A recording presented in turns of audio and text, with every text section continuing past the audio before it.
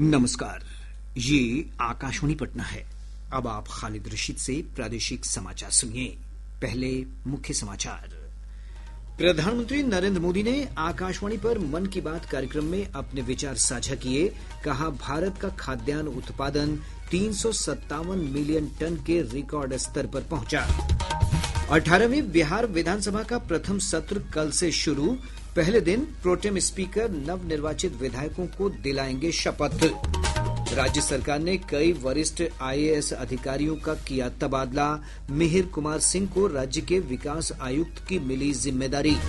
और रांची में भारत और दक्षिण अफ्रीका के बीच जारी है वनडे मुकाबला। विराट कोहली के शतक की बदौलत भारत ने रखा 350 रन का लक्ष्य। अब समाचार विस्तार से। प्रधानमंत्री नरेंद्र मोदी ने कहा है कि हाल के कई घटनाक्रम भारत की नई सोच, नवाचार और युवा शक्ति को दर्शाते हैं। आकाशवाणी से मन की बात कार्यक्रम में श्री मोदी ने कहा कि हैदराबाद में दुनिया की सबसे बड़ी लीप इंजन एमआरओ सुविधा का उद्घाटन हो, या आईएनएस माहे का भारतीय नौसेना में शामिल होना, या फिर देश में स्काई रूट के इन्फिनिटी परिसर की शुरुआत, ये सभी इसी बात के प्रमाण हैं। कुछ दिन पहले मैंने हैदराबाद में दुनिया की सबसे बड़ी लीप इंजन एमआरओ फैसिलिटी का उद्घाटन किया है। एयरक्राफ्ट की मेंटेनेंस, रिपेयर एंड ओवरहॉल के सेक्टर में भारत ने ये बहुत बड़ा कदम उठाया है। पिछले हफ्ते मुंबई में एक कार्यक्रम के दौरान आईएनएस माहे को भारतीय नौसेना में शामिल किया गया। पिछले ही हफ्ते भारत के स्पेस इकोसिस्टम को स्काई रूट के इन्फिनिटी कैंपस ने नई उड़ान दी है। ये भारत की नई सोच, इनोवेशन और यूथ पावर का प्रतिबिंब बना है। प्रधानमंत्री ने कहा कि भारत ने 35 करोड़ 7 लाख टन अनाज के उत्पादन के साथ ऐतिहासिक कीर्तिमान स्थापित किया है, जो कृषि क्षेत्र में बड़ी उपलब्धि है। श्री मोदी ने कहा कि भारत का अनाज उत्पादन पिछले 10 वर्ष में 10 करोड़ टन बढ़ा है। कृषि क्षेत्र में भी देश ने बड़ी उपलब्धि हासिल की। भारत ने 357 मिलियन टन के खाद्यान्न उत्पादन के साथ एक ऐतिहासिक रिकॉर्ड बनाया है। 357 मिलियन टन। 10 साल पहले की तुलना में भारत का खाद्यान्न उत्पादन 100 मिलियन टन और बढ़ गया है। प्रधानमंत्री ने कहा कि नवंबर का महीना देश के लिए कई प्रेरणाएं लेकर आया है। 26 नवंबर को संविधान दिवस पर सेंट्रल हॉल में विशेष कार्यक्रम का आयोजन हुआ। वंदे मातरम के 150 वर्ष होने पर पूरे देश में होने वाले कार्यक्रमों की शानदार शुरुआत हुई। 25 नवंबर को अयोध्या में राम मंदिर पर धर्म ध्वजा का आरोहण हुआ। इसी दिन कुरुक्षेत्र के ज्योतिसर में पांचजन्य स्मारक का लोकार्पण हुआ। प्रधानमंत्री ने कहा कि राष्ट्रमंडल खेलों की मेजबानी मिलना भारत के लिए गौरव की बात है। उन्होंने कहा कि ये देश और देशवासियों की उपलब्धियां हैं। खेलों की दुनिया में भी भारत का परचम लहराया है। कुछ दिन पहले ही भारत को कॉमनवेल्थ खेलों की मेजबानी का भी ऐलान हुआ। ये उपलब्धियां देश की है, देशवासियों की है। और मन की बात देश के लोगों की ऐसी उपलब्धियों को, लोगों के सामूहिक प्रयासों को जन सामान्य के सामने लाने का एक बेहतरीन मंच है। प्रधानमंत्री श्री मोदी ने कहा कि नौसेना तेजी से आत्मनिर्भरता की ओर बढ़ रही है। आईएनएस माहे को भारतीय नौसेना में शामिल किया गया। कुछ लोगों के बीच इसके स्वदेशी डिजाइन को लेकर खूब चर्चा रही। वहीं पुडुचेरी और मालाबार कोस्ट के लोग इसके नाम से ही खुश हो गए। दरअसल इसका माहे नाम उस स्थान माहे के नाम पर रखा गया है जिसकी एक समृद्ध ऐतिहासिक विरासत रही है। इस युद्धपोत का क्रेस्ट उरुमी और कलारियापट्टू की पारंपरिक लचीली तलवार की तरह दिखाई पड़ता है। हमारी नौसेना बहुत ही तेजी से आत्मनिर्भरता की ओर कदम बढ़ा रही है। श्री मोदी ने मन की बात में लोगों से वोकल फॉर लोकल के मंत्र को अपनाने का फिर आग्रह किया। आने वाले कुछ दिन में क्रिसमस और नए वर्ष पर खरीदारी का नया दौर शुरू होने वाला है। मैं आपको फिर याद दिलाऊंगा, वोकल फॉर लोकल का मंत्र याद रखें। खरीदे वही जो देश में बना हो, बेचे वही जिसमें किसी देशवासी की मेहनत लगी हो। प्रधानमंत्री श्री मोदी ने शहद उत्पादन के क्षेत्र में भारतीय किसानों की उपलब्धियों का जिक्र करते हुए कहा कि इस क्षेत्र में देश नए कीर्तिमान स्थापित कर रहा है। आज भारत हनी प्रोडक्शन में नए रिकॉर्ड बना रहा है। 11 साल पहले देश में हनी का उत्पादन 76,000 मैट्रिक टन था। अब ये बढ़कर 1.5 लाख मैट्रिक टन से भी ज्यादा हो गया है। बीते कुछ वर्षों में शहद का एक्सपोर्ट भी 3 गुना से ज्यादा बढ़ गया है। हनी मिशन कार्यक्रम के तहत खादी ग्रामोद्योग ने भी 2.25 लाख से ज्यादा बी बॉक्सेस लोगों में बांटे हैं। इससे हजारों लोगों को रोजगार के नए अवसर मिले हैं। शहद की मिठास भी बढ़ रही है और ये मिठास किसानों की आय भी बढ़ा रही है।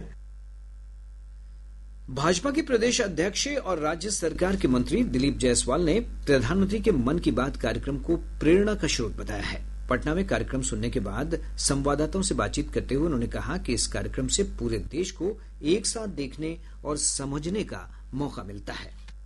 वोकल फॉर लोकल प्रधानमंत्री जी का सदैव स्लोगन रहा है कि भारत की बनी हुई वस्तु का ही भारतवासी उपयोग करें। और उन्होंने कहा जब भी मैं विदेश जाता हूं तो भारत की जो उस तरह की कलाकृति होती है वही मैं पूरे दुनिया को उपहार के स्वरूप देने का काम करता हूं। प्रधानमंत्री जी के मन की बात से बहुत ही ज्यादा मोटिवेशनल जो उनका स्पीच होता है, आज का प्रधानमंत्री जी के मन की बात से बहुत कुछ समझने, सीखने और जानने का अवसर मिला। संसद का शीतकालीन सत्र कल से शुरू हो रहा है। इससे पहले आज केंद्र सरकार ने नई दिल्ली में सर्वदलीय बैठक बुलाई।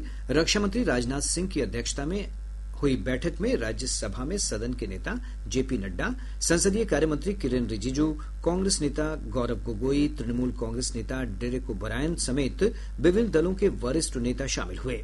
बैठक के बाद संसदीय कार्य मंत्री श्री रिजिजू ने बताया कि सरकार ने सदन में सभी राजनीतिक दलों के नेताओं से दोनों सदनों के सुगम कामकाज में सहयोग की अपील की है।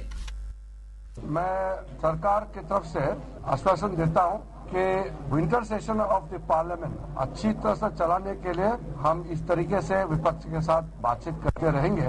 साथ साथ मैं विपक्ष पार्टी नेताओं से भी अनुरोध करूंगा कि पार्लियामेंट को अच्छी तरह से चलाने में सहयोग करें। शेष समाचार एक अंतराल के बाद।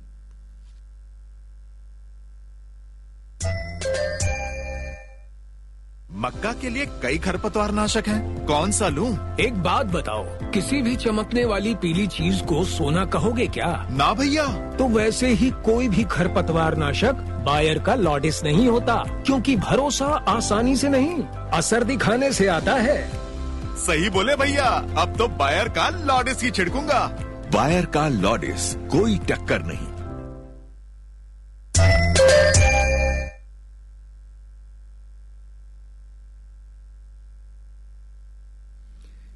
प्रादेशिक समाचार आप आकाशवाणी पटना से सुन रहे हैं।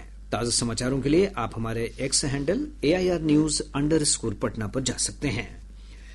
18वीं विधानसभा का प्रथम सत्र कल से शुरू हो रहा है। सत्र के पहले दिन सभी नवनिर्वाचित सदस्यों को प्रोटेम स्पीकर नरेंद्र नारायण यादव सदन की सदस्यता की शपथ दिलाएंगे। 2 दिसंबर को विधानसभा अध्यक्ष का निर्वाचन होगा। राज्यपाल आरिफ मोहम्मद खां 3 दिसंबर को विधानमंडल के दोनों सदनों के संयुक्त अधिवेशन को संबोधित करेंगे। 4 दिसंबर को राज्यपाल के अभिभाषण पर चर्चा होगी और सरकार का उत्तर होगा। 5 दिसंबर को दोनों सदनों में द्वितीय अनुपूरक बजट पेश किए जाएंगे। इसके बाद विनियोग विधेयक भी पेश किया जाएगा। 5 दिवसीय सत्र के दौरान विधानसभा भवन की सुरक्षा और कानून व्यवस्था बनाए रखने के लिए विशेष प्रबंध किए गए हैं।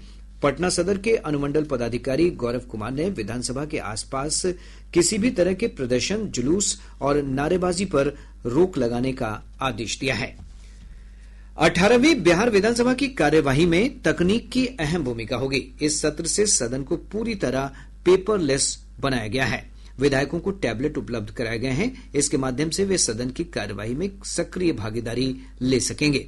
विधायक प्रश्न और पूरक प्रश्न भी टैब के जरिए पूछ सकते हैं। विधानसभा अध्यक्ष भी टैबलेट के माध्यम से ही सदन की कार्यवाही का संचालन करेंगे।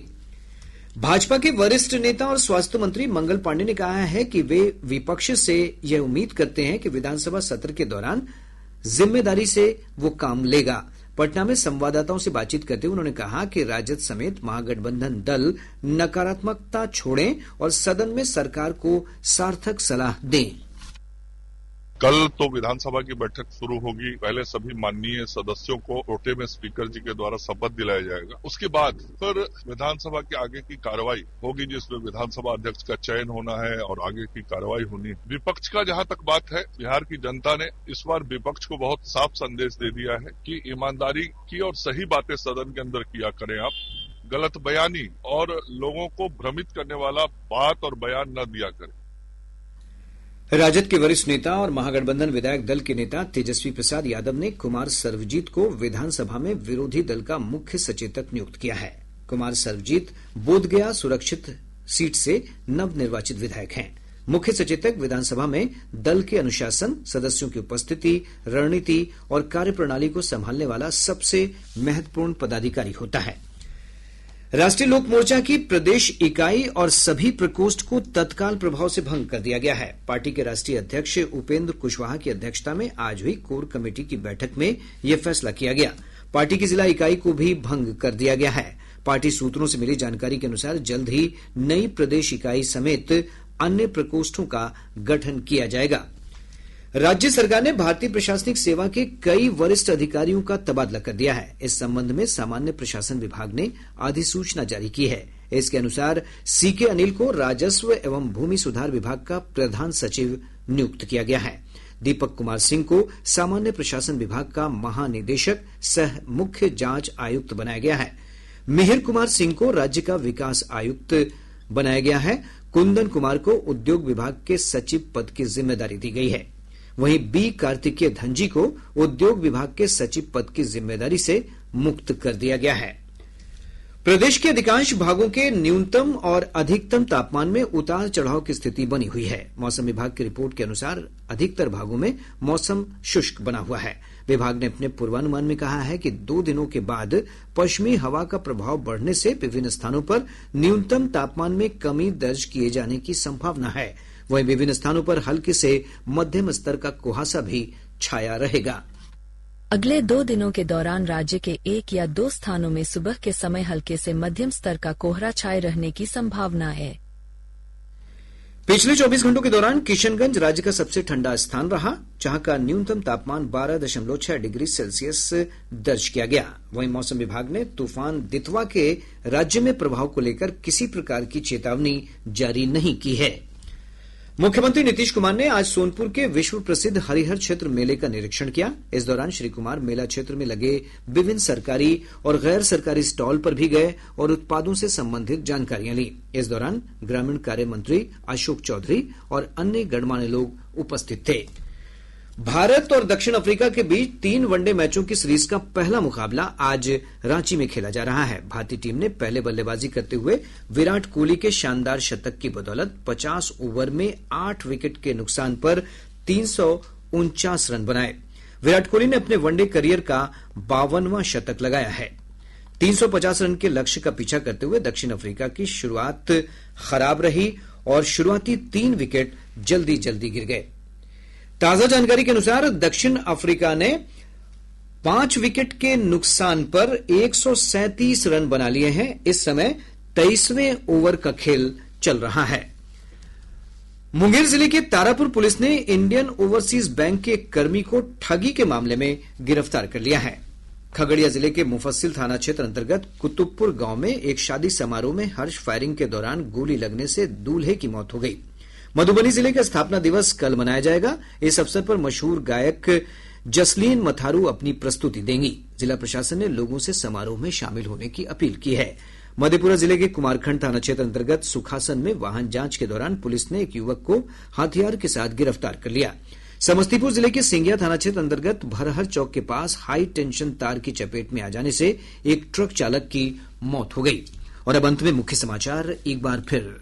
प्रधानमंत्री नरेंद्र मोदी ने आकाशवाणी पर मन की बात कार्यक्रम में अपने विचार साझा किए। कहा, भारत का खाद्यान्न उत्पादन 357 मिलियन टन के रिकॉर्ड स्तर पर पहुंचा। 18वीं बिहार विधानसभा का प्रथम सत्र कल से शुरू। पहले दिन प्रोटेम स्पीकर नवनिर्वाचित विधायकों को दिलाएंगे शपथ। राज्य सरकार ने कई वरिष्ठ आईएएस अधिकारियों का किया तबादला। मिहिर कुमार सिंह को राज्य के विकास आयुक्त की मिली जिम्मेदारी। और रांची में भारत और दक्षिण अफ्रीका के बीच जारी है वनडे मुकाबला। विराट कोहली के शतक की बदौलत भारत ने रखा 350 रन का लक्ष्य। इसके साथ ही आकाशवाणी पटना से प्रसारित प्रादेशिक समाचार का ये अंक समाप्त हुआ। आकाशवाणी पटना से अगला समाचार बुलेटिन प्रातः 8:48 से प्रसारित किया जाएगा। नमस्कार।